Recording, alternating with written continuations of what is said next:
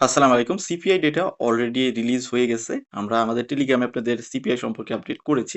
So টেলিগ্রামে থাকলে আপনি সিপিআই ডেটা সম্পর্কে অলরেডি পেয়ে গেছেন। যদি না পেয়ে দেখেন আমি জানিয়ে দিচ্ছি। সিপিআই এর যে ফোরকাস্ট ছিল 3.4%, তো এটাই আসছে, ফোরকাস্ট অনুযায়ী আসছে। যেহেতু প্রিভিয়াস ছিল 3.5, দ্যাট মিনস এই মাসে ভালো আসছে। সিপিআই ভালো, বাট সিপিআই এর সময় এখানে একটা র্যালি কন্টিনিউ করেছিল।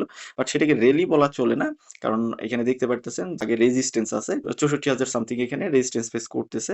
এবং এখানে যে আল্টিমেট রেজিস্ট্যান্স যেটা অলরেডি ফেস করেছে সেটা 65,000। আগের ভিডিওতে আমি বলেছিলাম 65,200-300 দিকে ওইখান থেকে রিজেকশন খাওয়ার পসিবিলিটি বেশি অ্যাজ এক্সপেক্টেড। আমরা দেখেছি বিটকয়েন ওইখান থেকে রিজেকশন খেয়ে নিচের দিকে চলে আসছে। তো আজকের ভিডিওতে আমরা জানার ট্রাই করব বিটকয়েন এবং ইথেরিয়ামের নেক্সট মুভ কি।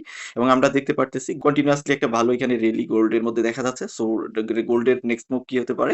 আমি একটা এখানে গোল্ডের শর্ট ওপেন করে রাখছি, যেহেতু অ্যাগ্রেসিভলি গোল্ড উপরের দিকে উঠতেছে। সো এখানে একটা কারেকশন জরুরি, কারেকশন আসার পসিবিলিটি আছে। তার জন্য আমি একটা ছোট করে একটা শর্ট ওপেন করেছি। সাথে আমরা ক্রুড অয়েলের প্রাইস জানার ট্রাই করব।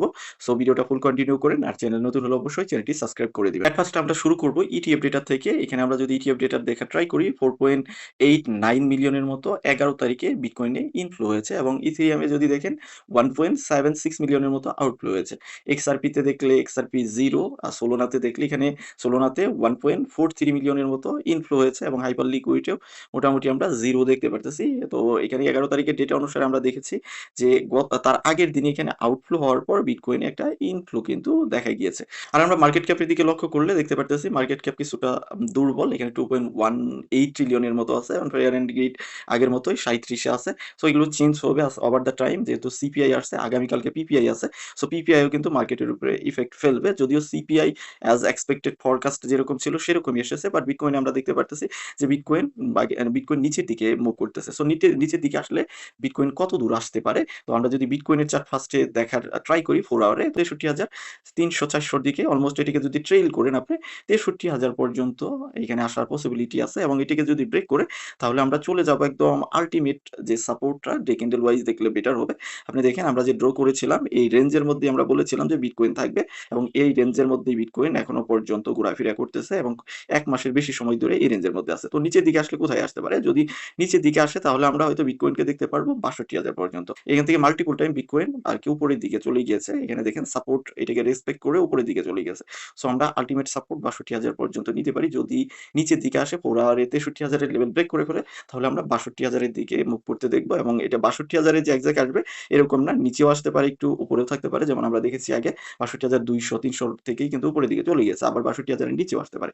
সো এটা আমাদের দেখতে হবে, কিন্তু 62,000 টা আল্টিমেট সাপোর্ট বিটকয়েনের জন্য, এবং 4 আওয়ার ওয়াইজ আপনি দেখতে পারতেছেন যদি এটা 63,000 কে ব্রেক করে ফেলে তাহলে আমরা 62,000 এর দিকে মুভ করব। ব্রেক করা মানে আপনি এখানে 4 আওয়ারের ক্যান্ডেলটা দেখবেন, দেন পরবর্তী ক্যান্ডেল, যেহেতু আমি 8টা 9টার সময় ভিডিওটা রেকর্ড করতেছি, 10টার ক্যান্ডেল আসলে তখন হয়তো নিচের দিকে আসার পসিবিলিটি আছে। এবং এখানে দেখেন মাল্টিপল টাইম বিটকয়েন কিন্তু এই যে ট্রেন্ড লাইন আছে, এখানে একটা ট্রেন্ড লাইন যেটা 4 আওয়ারে দেখতে পারতেছেন, এই ট্রেন্ড লাইনটা থেকে রিজেকশন খেয়েছে। এবার যদি আপনি দেখেন ট্রেন্ড লাইনটা ব্রেক করে উপরের দিকে চলে গিয়েছে, মার্কেট নিচের দিকেও আসে, তাহলে আমার যেটা ধারণা 62,200-300 দিকে ওইখান থেকেই ঘুরে যাওয়ার পসিবিলিটি আছে। সো ওইখানে আপনি কোনো পজিশন অ্যাডজাস্ট করতে চাইলে অবশ্যই করতে পারেন। আর যেহেতু আগামীকালকে পিপিআই আছে, সো ওই ডেটাটাও আপনাকে দেখতে হবে। পিপিআই ডেটার উপরে মার্কেটের মুভমেন্ট ডিপেন্ড করবে। আজকে সিপিআই গিয়েছে বলেই যে মার্কেট বুলিশ হয়ে গেছে এরকম না।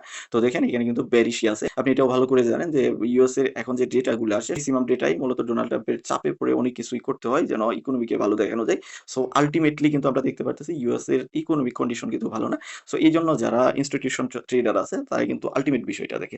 সো আমাদের আল্টিমেট বিষয়টা মাথায় রেখেই পজিশন অ্যাডজাস্ট করতে হবে বা পজিশন নেওয়ার পরিকল্পনা করতে হবে। তো আমার পার্সোনাল প্ল্যানিং যদি নিচের দিকে আসে তাহলে 62,000 পর্যন্ত, এবং 4 আওয়ারের যদি ক্যান্ডেল এটা ব্রেক করে ফেলে 63,000 লেভেল তাহলে আমরা 62,000 পর্যন্ত দেখব, এবং আপার লেভেলে যদি আমরা দেখি সেটা অলমোস্ট 64,200-300-400 পর্যন্ত হয়তো ম্যাক্সিমাম আমরা দেখতে পারি। 4 আওয়ার ক্যান্ডেলে যদি ডে ক্যান্ডেল ওয়াইজ দেখেন তাহলে আপনি দেখতে পারবেন যে এখন স্লট চেঞ্জ হয়ে গেছে। আগে 65,200-300 তে ছিল, এখন সেটা 64,200-300 লেভেল আপার লেভেল, এবং লোয়ার লেভেল আমরা অলমোস্ট 62,000 পর্যন্ত দেখতে পারি। তবে আপনি কি মনে করেন সেটা অবশ্যই ভিডিওর কমেন্ট সেকশনে জানাইতে পারেন। তো চলেন এবার ইথেরিয়ামের ক্যান্ডেলে চলে সেম অ্যাজ বিটকয়েনের মতো আমরা ইথেরিয়ামেও দেখতে পারতেছি এখানে বিগ একটা রেড ক্যান্ডেল নিয়ে নিচের দিকে ইথেরিয়াম আসতেছে। সো আমরা আগে বলেছিলাম যে যদি ইথেরিয়াম 1920 এই রেঞ্জটাকে ব্রেক করতে পারে তাহলে হয়তো আমরা উপরের দিকে দেখব এবং 1920 না ওইটা 30 পর্যন্ত টেল করা যেতে পারে।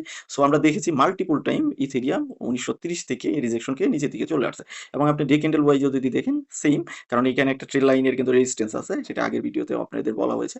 সেই ট্রেন লাইন পর্যন্ত কিন্তু ইথেরিয়াম যেতেও পারে না। এখানে আপনি দেখেন যে 1930 পর্যন্ত বা 34 পর্যন্ত অলমোস্ট 30 ওটিকে ধরতে পারেন।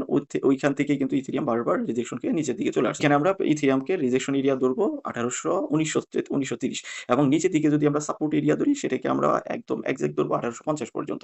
1850 থেকে উপরের দিকে যাওয়ার পসিবিলিটি বেশি এবং উপরের দিকে যদি রিজেকশন এরিয়া ধরি সেটা হলো 1930 পর্যন্ত।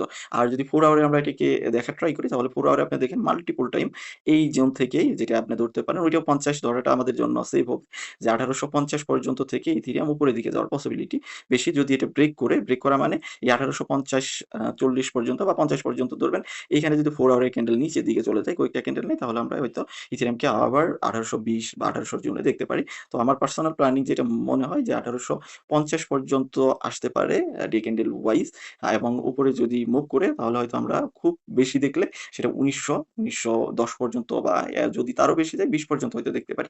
এর মধ্যে আপনি চাইলে ইথেরিয়ামকে ইউটিলাইজ করতে পারবেন। এন্ড আমরা যদি গোল্ডের দিকে লক্ষ্য করি, ফ্রেশ একটা হাই দেখেছি, সেটা হলো 4444 পর্যন্ত ফ্রেশ হাই দিয়ে সেখান থেকে উইক মেরে নিচের দিকে চলে আসছে এবং যে রেঞ্জটাতে আছে এই রেঞ্জ থেকে একবার রিজেকশন খেয়ে নিচের দিকে চলে আসছে, যে এরিয়াকে আমরা যদি 4350 পর্যন্ত আপনি এটা ধরতে পারেন। তো এটাকে সাপোর্ট হিসেবে আপনি ধরতে পারেন 4350 এবং আপার লেভেলের রেজিস্ট্যান্স ধরতে পারি আমরা আপনার 4420 বা 30 পর্যন্ত।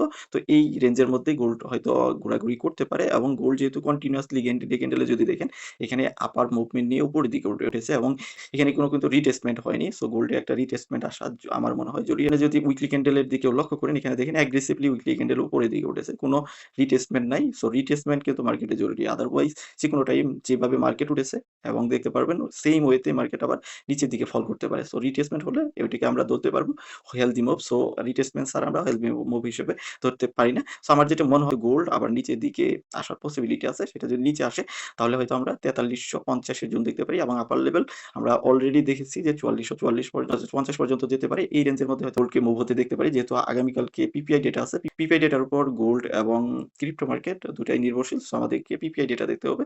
সো পিপিআই ডেটা দেখলে অনেক কিছু হয়তো বোঝা যাবে এবং ক্রুড অয়েলের যদি প্রাইসের দিকে আপনি লক্ষ্য করেন, অ্যাগ্রেসিভলি ক্রুড অয়েলের প্রাইস উপরের দিকে যাচ্ছে, যেহেতু ইউএস ইরানের যে যুদ্ধটা আছে ওইটা আবার হট টপিক হয়ে গেছে। কিছুক্ষণ আগে ডোনাল্ড ট্রাম্প অ্যানাউন্সমেন্ট দিল যে স্টেট অফ হরমুজ তাদের কন্ট্রোলে আছে এবং এই দিক থেকে ইরান বলতেছে যে আমাদের কন্ট্রোলে, এবং স্টেট অফ হরমুজ কিন্তু ফুললি এখন ক্লোজ আছে। সো এই জন্য আমরা দেখেছি ক্রুড অয়েলের প্রাইস আবার উপরের দিকে মুভ করতেছে। আপনি যদি এখানে দেখেন যে এখানে কিন্তু ট্রেন লাইন, আপনি টেকনিক্যালি যদি এটাকে চিন্তা করেন, এখানে ট্রেন লাইনের একটা রেজিস্ট্যান্স কিন্তু ক্রিয়েট করেছে ডে ক্যান্ডেল ওয়াইজ। সো আমরা এই রেজিস্ট্যান্সটাকে মাথায় রেখে কোনো পজিশন অ্যাডজাস্ট করতে চাবো। আমার যেটা মনে হয় ক্রুড অয়েলের প্রাইস হয়তো 80 থেকে 82 83 পর্যন্ত এর মধ্যেই মুভ হওয়ার পসিবিলিটি আছে।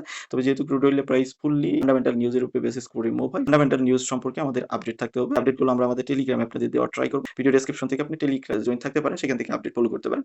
তো এই ছিল মোটামুটি আমার ওভারঅল ক্রিপ্টো মার্কেট এবং কমোডিটি মার্কেট সম্পর্কে আপডেট। তো এর বাইরেও যদি আপনার কোনো কোশ্চেন থাকে ভিডিওর কমেন্ট সেকশনে আপনি আপনার মতামত জানাতে পারেন। দেখা হবে নেক্সট ভিডিওতে, সেই পর্যন্ত আমাদের সাথেই থাকবেন।